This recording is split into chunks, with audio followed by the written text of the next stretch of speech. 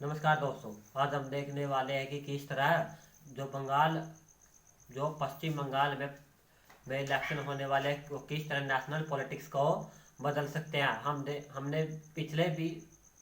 हमने पहले भी अखबारों में देखा है कि किस तरह चार राज्यों में अब चुनाव हो रहे हैं, जिसमें से सबसे अहम चुनाव वेस्ट बंगाल का माना जा रहा है, जिसमें तीन पोल दिखाई दे रहे हैं, जिसमें फर्स्ट टीएमसी, सेकंड बीजेपी और थर्ड है कांग्रेस लेफ्ट का पोल। वेस्ट बंगाल में बीजेपी टीएमसी का कड़ा मुकाबला देते हुए दिखाई दे रही है। टीएमसी जो कि 2011 से पहले वेस्ट बंगाल में लेफ्ट पार्टी ने राज किया था, तब 2011 के बाद टीएमसी ने 10 साल तक पश्चिम बंगाल की कमान संभाले हुए है। पिछले 2019 और 19 के लोकसभा इलेक्शन में बीजेपी ने अपनी प्रेजेंस को बढ़ाया और साथ ही असेंबली इलेक्शन में भी उन्होंने प्रेजेंस को बढ़ा रही है। इससे यह देखते हुए लगता है कि लेफ्ट अब हाशिए बर्दाश्त कर, क्योंकि लेफ्ट का वोट शेयर था वो बीजेपी की तरफ डाइवर्ट हो चुका है, जिसने लगभग 30 साल तक जिसने लगभग 30 साल तक वेस्ट बंगाल पर राज किया था। पहली बीजेपी ही नहीं है कि जो टीएमसी की मुसीबतें बढ़ा रहे, इसके अलावा कुछ अन्य पार्टीज भी हैं जिसमें कहा जा रहा है कांग्रेस और लेफ्ट का अलायंस, और उसके साथ ही कुछ अलग पार्टी जो कि वेस्ट बंगाल की है भी नहीं है, जो कि इसको शायद नुकसान पहुंचा सकते हैं, जिसमें से एक आईएसएफ और दूसरा असदुद्दीन ओवैसी की AIMIM, जिसमें कहा जा रहा है कि ममता बनर्जी को शायद मुस्लिम वोट का काफी नुकसान हो सकता है। यह साल लगता है कि इंडियन पॉलिटिक्स में बहुत ही अजीब गरीब हो सकता है, क्योंकि पूरा देश इस चीज का गवाह होगा कि ओवर हीटेड पॉलिटिक्स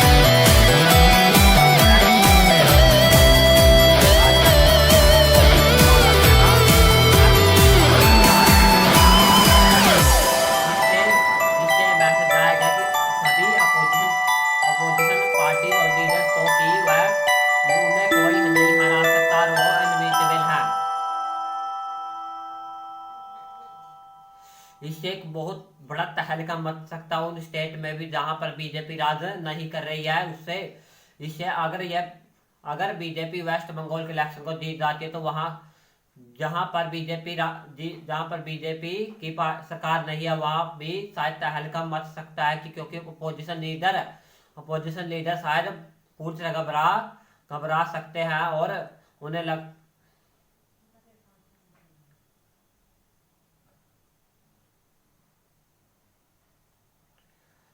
घबरा सकते घबरा सकते और वो शायद इतनी ताकत न झोंक पाए कि किसी भी इलेक्शन में। और यह और शायद उन्हें लगना लगेगा कि ऑपरेशन लोटस पूरी तरह सभी स्टेट में एक्टिव हो चुका है। यह एक मेंटली वॉर करने की बीजेपी का वेस्ट बंगाल इलेक्शन जीतने के बाद बीजेपी का सबसे बड़ा टारगेट यह है कि मेंटली वॉर से अपोजिशन लीडर और पार्टी को किस तरह हाथों-हाथ किया जाए ताकि सभी लगभग आने वाले सभी इलेक्शन में वो जीत सके। क्योंकि वेस्ट बंगाल एक ऐसा स्टेट है जिसमें बीजेपी की बहुत कम पकड़ मानी जाती है। हालांकि पहले बहुत कम पकड़ थी, हालांकि 0 के बराबर थी पहले, लेकिन अब जिस तरह माहौल बन रहा है,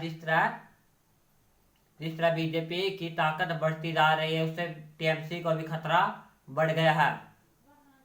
क्योंकि अपोजिशन लीडर्स और अलग अलग पार्टी को लगता है कि वेस्ट बंगाल में बीजेपी की हार होनी लगभग तय मानी जाती थी। लेकिन जिस तरह से यह माहौल बन रहा है इसमें बीजेपी एक अच्छा स्कोर कर सकती है, जो कि वेस्ट बंगाल में बीजेपी एक तो अपना तूफान लाएगी या इससे लगभग अपोजिशन पार्टी पूरी तरह ही लगभग हिल जाएंगी। जिस तरह महाराष्ट्र में 3 पार्टीज मिलकर अपनी सरकार चला रही है जिसमें एनसीपी, कांग्रेस और शिवसेना है। उसके साथ ही राजस्थान में अब कांग्रेस और पंजाब में कांग्रेस जिस तरह पार्टी सरकार चला रही है उनके लिए बहुत बड़ा खतरा पैदा हो सकता है आने वाले दिनों में। ये इससे कोई पॉलिटिकल इफेक्ट नहीं होगा, बल्कि इसके अलावा कुछ और भी इफेक्ट होंगे जैसे कि हमारे कॉन्स्टिट्यूशन का शायद खतरा पहुंच सकता है। क्योंकि जिस तरह अगर लगभग एक पार्टी पूरी तरह से सभी स्टेट में अपनी सरकार बनाने में लगभग कामयाब हो जाती है तो वह उसके पास राज्यसभा के मेंबर होने के जो उसके पास राज्यसभा के ज़्यादा मेंबर्स होंगे और शायद वो कोई ऐसे कानून भी पास करवा सके जो कि अब तक पास नहीं करवाए जा सकते थे। शायद उनमें कुछ अलीगल भी हो सकते हैं। और उसके साथ ही हमारे फेडरलिज्म स्ट्रक्चर को भी भारी नुकसान पहुंच सकता है या वह और भी कमजोर हो सकता है। हम जानते हैं कि हमारा फेडरलिज्म स्ट्रक्चर वैसे भी इतना कभी मजबूत नहीं रहा कि वह टिका रहे। शायद अगर बीजेपी वेस्ट बंगाल में अपना तहलका मचा देते शायद इसको भी एक भारी नुकसान दिखाई दे रहा है।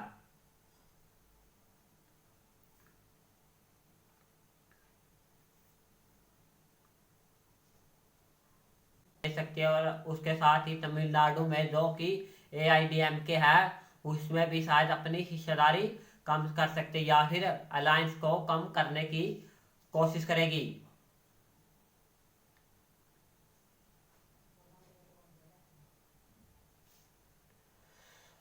अगर पहले जैसे कि सेंट्रल गवर्नमेंट जो कि फार्मर प्रोटेस्ट लगभग पूरे देश में हो रहा है कि सेंट्रल गवर्नमेंट का पहले यह तवज्जो रहा है कि वह पंजाब और हरियाणा और कुछ पश्चिमी उत्तर प्रदेश के इलाके में हो रहा है तो इससे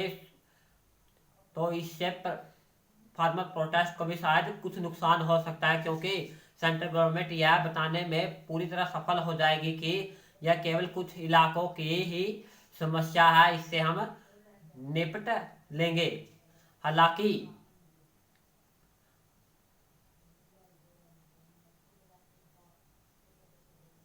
हालांकि यह समस्या केवल कुछ इलाकों की नहीं है, हम सभी जानते हैं कि यह समस्या लगभग पूरे देश की है।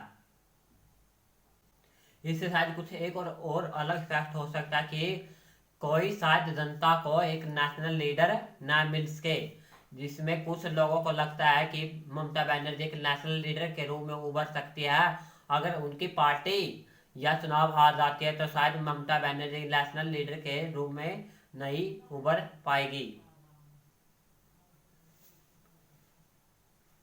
अगर क्या होगा जब टीएमसी थर्ड राउंड भी जीत जाएगी। अगर टीएमसी थर्ड राउंड जीत जाती है तो टीएमसी सरकार चलाएगी और उसके पास एक स्ट्रॉन्ग अपोजिशन होगा, क्योंकि जिससे पहले हम देखा है कि 10 साल में टीएमसी के पास कोई स्ट्रॉन्ग अपोजिशन नहीं रहा, जिससे लगभग कुछ मान सकते हैं कि हम कुछ अनलीगली कार्य भी टीएमसी ने किए हैं। और उसके साथ अगर टीएमसी के पास सरकार होते हुए भी स्ट्रॉन्ग अपोजिशन होगा, जैसे कि बीजेपी जो कि वेस्ट बंगाल में लगभग 30 सालों से राज करती आ रही थी, वह टीएमसी के कट्टर शत्रु हो सकती है अगर वह चुनाव जीत जाती है। और साथ ही बीजेपी की वो कट्टर शत्रु हो सकते हैं, क्योंकि उसे अपनी प्रेजेंस को बढ़ाएगी।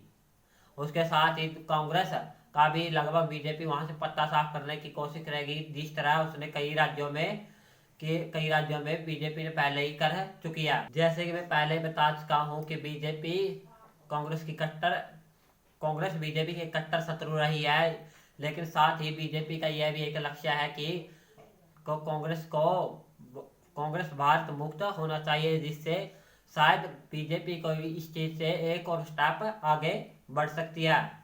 के साथ ही बीजेपी टीएमसी को क्रिटिसाइज करने की पूरी कोशिश करेगी, जो कि ममता बनर्जी में वेलफेयर स्कीम लॉन्च किया पश्चिम बंगाल। जैसे कि हम पहले ही जानते हैं कि बीजेपी ने 2020 में एनआरसी और सीएए लाया था, जिससे पूरे देश में लगभग एक सरकार के खिलाफ पूरी तरह विरोध हो रहा था। अगर बीजेपी की वहां सरकार बनती तो शायद वो एनआरसी और सीएए को भी इम्प्लीमेंट कर सकती थी वेस्ट बंगाल में, जो कि माना जा रहा है कि वेस्ट बंगाल एक सबसे बड़ा रोड़ा है एनआरसी और सीएए के बीच में। अगर टीएमसी सरकार में आती है तो वह एनआरसी और सीएए के खिलाफ इम्प्लीमेंट होने वाले सभी कानूनों को रद्द करवा सकती है अपने राज्य में। मैं पहले कह चुका कि अगर भी ममता बनर्जी की सरकार पश्चिम बंगाल में आती है तो वह बीजेपी को पश्चिम बंगाल में आने से रोक सकती है, जैसे कि शरद पवार ने किया था महाराष्ट्र में। उस समय जो कि बीजेपी अपना पूर्ण इन्फ्लुएंस बढ़ाना चाहती थी, उस समय शरद पवार जी ने एक अलायंस बनवाकर बीजेपी के खिलाफ एक लहर दौड़ाने की कोशिश की। अगर टीएमसी वेस्ट बंगाल में आती है तो शायद भी ममता बनर्जी एक नेशनल पॉलिटिशियन उभर सकती है, और शायद जनता को एक ऑप्शन मिल सकता है कि वह पीएम को शायद एक नए पीएम फेस को चुन सके। उसके साथ ही यदि वो नेशनल पॉलिटिक्स में आती है तो बीजेपी के खिलाफ हवा और तेज हो सकती है, जिस तरह पिछले दिनों कई प्रोटेस्ट हो रहे हैं, जिसके खिलाफ बीजेपी को पूरी तरह से क्रिटिसाइज किया जा रहा है। इससे बीजेपी को तो दोस्तों ये देखना बहुत इंटरेस्टिंग होगा कि किस तरह वेस्ट बंगाल में इलेक्शन कंटिन्यू हो रहे हैं। शायद आपको भी देखने में मजा आएगा। इसी के साथ हम विदा लेते हैं। धन्यवाद।